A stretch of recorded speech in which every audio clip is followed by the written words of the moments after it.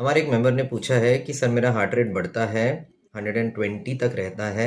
मैंने ईसीजी, एको, troponin, CPK-MB, TMT किया है और सब नॉर्मल आए हैं और मुझे मेटप्योर और एक्सेल 25 मेडिसिन चालू है। तो आगे क्या करना है?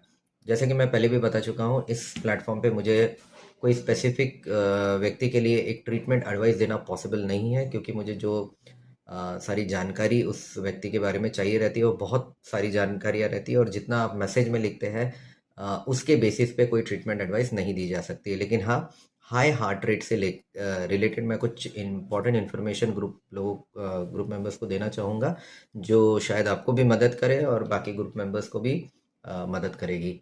सो पहली बात, जब भी हम कहते हैं हाई हार्ट रेट, तो इसका मीनिंग क्या होता है? नॉर्मली हमारी जो हार्ट रेट है वो 60 टू 100 बीट्स पर मिनट के बीच में होती है एट रेस्ट, यानी कि ऐसे समय जब आपके ऊपर किसी भी तरह का मेंटल या फिजिकल स्ट्रेस नहीं है।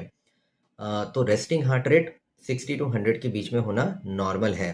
जब भी आप किसी भी तरह का फिजिकल एक्टिविटी करते हैं या किसी तरह का मेंटल स्ट्रेस आपके ऊपर आता है, तो ऐसे वक्त ये हार्ट रेट का बढ़ना एक नॉर्मल फिनोमिना है, क्योंकि उस टाइम पे हमारे बॉडी को, ब्रेन को, मसल्स को ज़्यादा ब्लड सप्लाई की ज़रूरत होती है और इसलिए हार्ट ज़्यादा फास्ट पंप करता है।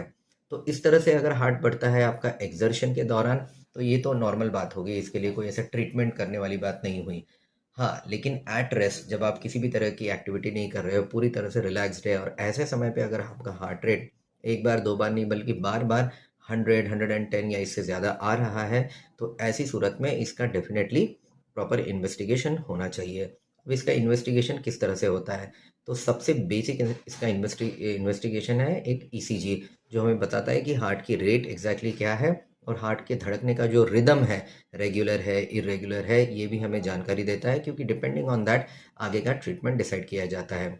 कभी-कभी बेसलाइन ईसीजी जो हम करते हैं वो हो सकता है बिल्कुल नॉर्मल हो, क्योंकि जो हार्ट रेट बढ़ने वाले एपिसोड है, हो सकता है उस व्यक्ति को इंटरमिटेंटली बीच-बीच में होते हो, और जब हम ईसीजी कर रहे हैं उसका उस समय हो सकता है उसकी हार्ट रेट नॉर्मल रहे।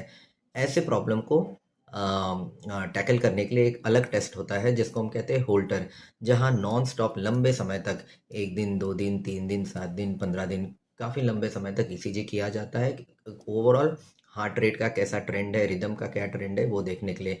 इसके अलावा भी बाकी 2D इको और दूसरी जाँच होती है। आपके पर्टिकुलर केस में कौन-सा टेस्ट करना चाहिए, हार्ट की बीमारी सच में आपको है या नहीं, आगे का क्या मैनेजमेंट होना चाहिए, उसके लिए प्लीज़ पर्सनली किसी कार्डियोलॉजिस्ट को दिखाइए, ताकि वो एक सही लाइन ऑफ मैनेजमेंट आपको एडवाइस कर सके।